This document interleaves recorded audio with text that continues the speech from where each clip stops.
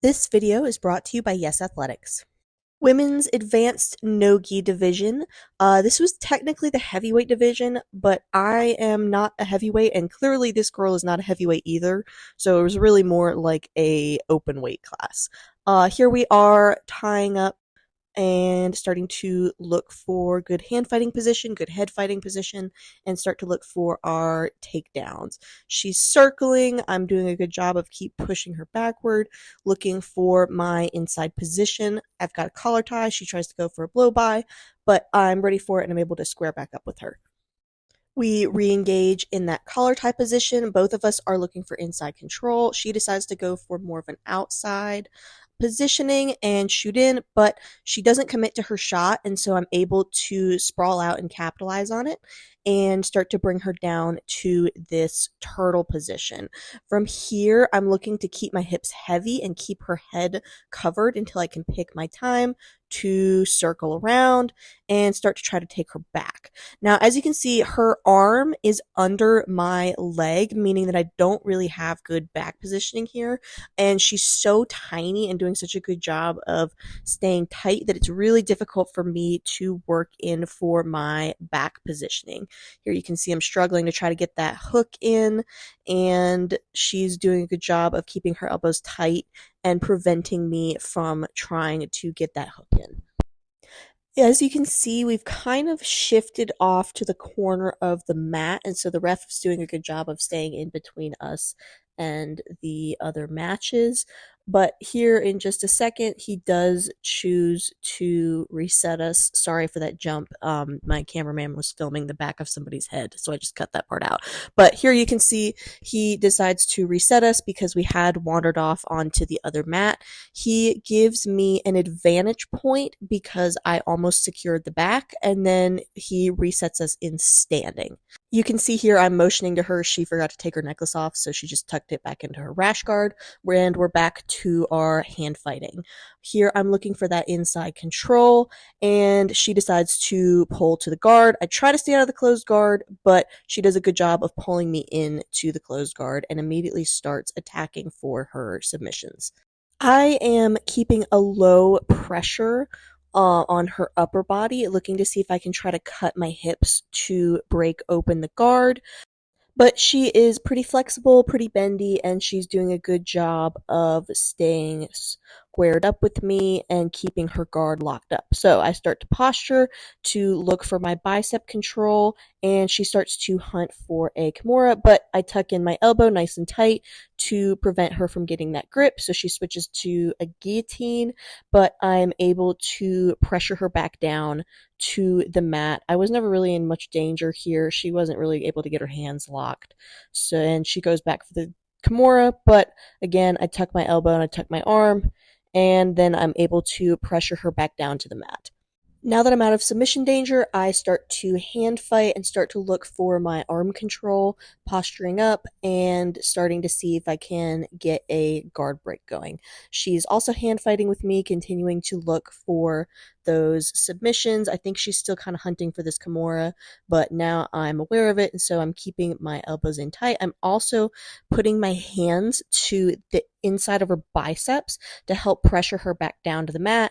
Here I switch to a more heavy pressure style pass. She tries to cut her hips to go for a sweep, but because I'm controlling her upper body well, it's not going to work. She goes for a buggy choke here. Again, I was not really in any danger from a buggy choke in this particular position, at least not that I was feeling. And she relocks her guard, and I'm not able to get the style of pass that I'm hoping for, so I posture up, and the ref decides to reset us in the middle. We scooch back to the middle and reset back in the closed guard. I immediately start posturing up. She's looking to try to underhook my leg to go for sweeps, submissions, but I am doing a good job of staying postured up, but she's able to pull me back down into the closed guard, and we go back to hand fighting. I continue to fight for that bicep control. She starts to look for that Kimura again, but I'm able to keep her flattened out. And she starts to try to cut her hips, cut her angles.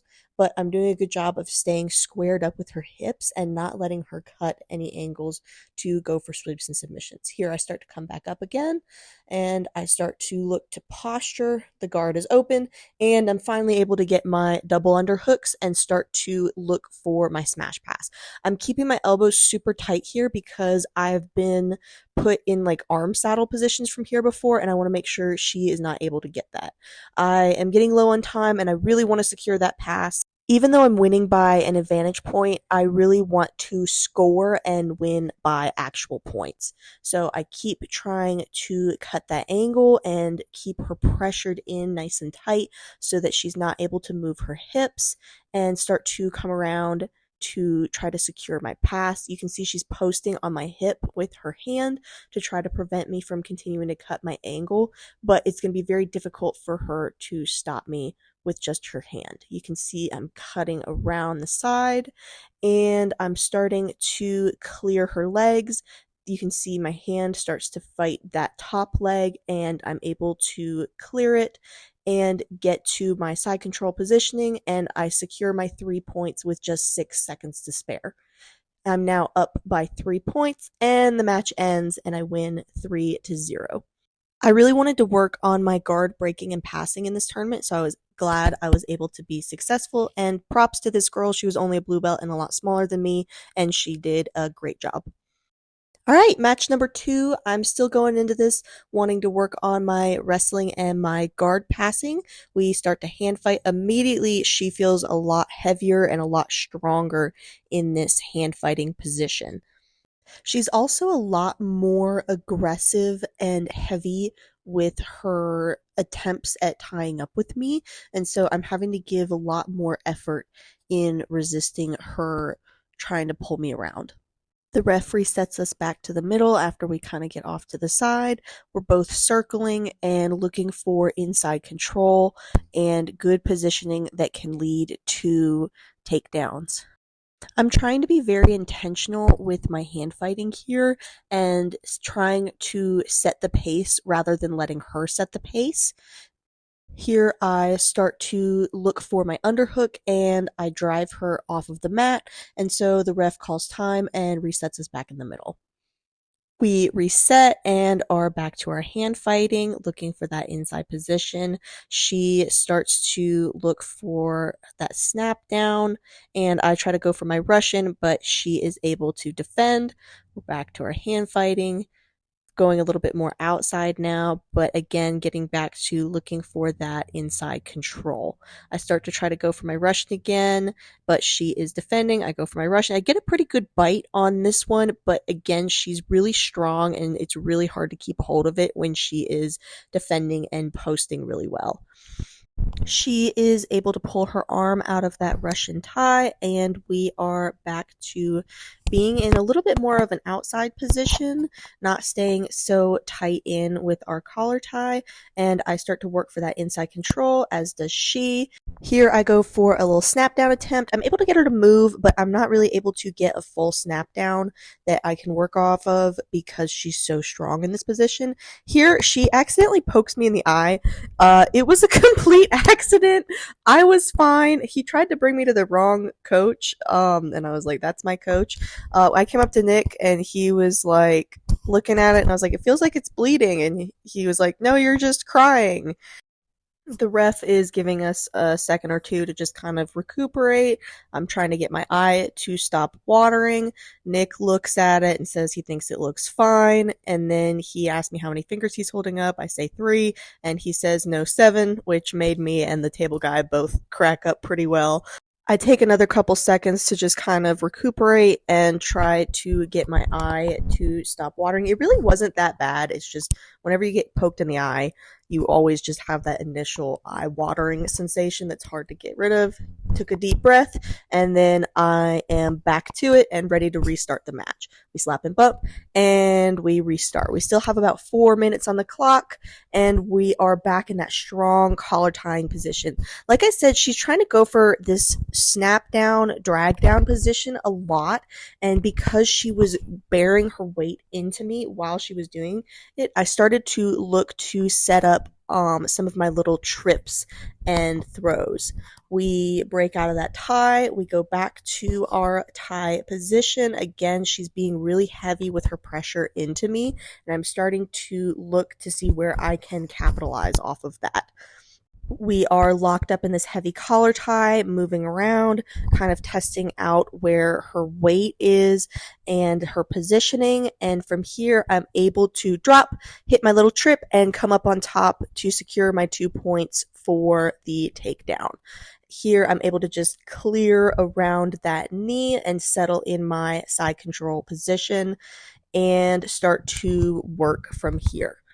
I'm doing my best to keep her as flat as possible and keep her shoulders pinned to the mat as much as I can to prevent her from trying to wedge her knees in and start to try to get her guard back.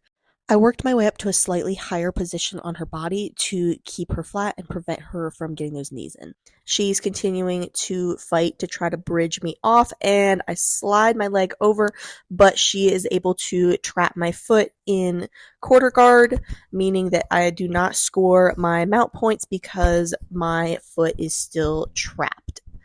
Here, she's able to start to push my knee through to half guard, and I'm trying to be very mindful about cross-facing and keeping her as flattened out as possible here. I don't want her to get up onto her hip because then she can start to try to sweep me from this half guard position. You can see she's starting to try to come up onto her right hip, but I am using my left arm to cross-face her and keep her down. She's starting to try to fight that crossface by wedging her arm in between my arm and her face, and I swim over the top to start to try to attack for my arm locks on that opposite side. Here she's trying to elevate my leg, but I'm doing a good job of keeping her flattened out, keeping my hips heavy, and I'm able to just kind of bounce over to this mount position and clear my leg. I get my 4 points, meaning that the score is now 6-0 in my favor. Here I'm starting to look to open up her elbows so I can start to attack for my submissions. She is trying to keep her elbows tight and not let me attack them, while also trying to bridge and buck me off to try to either get her guard back or come up on top. I have to be careful when I'm hunting for my submissions here because she is very, very strong. And as she's bridging, I need to make sure that I'm staying stable on top of her and that I don't give her any space to try to bridge me over or get her knees back in. I keep trying to work to open up her elbows to hunt for my submissions, and she keeps trying to bridge me off. Here you can see I'm starting to attack that left arm, and as she goes to defend it, she starts to roll over, and because she's starting to roll over, I immediately switch to a gift wrap and start to hunt for my chair sit to the back take sequence. I'm trying to time this really well though, because again, she's very, very strong and I need to make sure I'm maintaining that secure position. But I'm able to execute my chair sit, get my hooks in, and secure another 4 points, making the score 10-0 in my favor. From here, I know I'm running short on time, but I want to start to hunt for my submissions.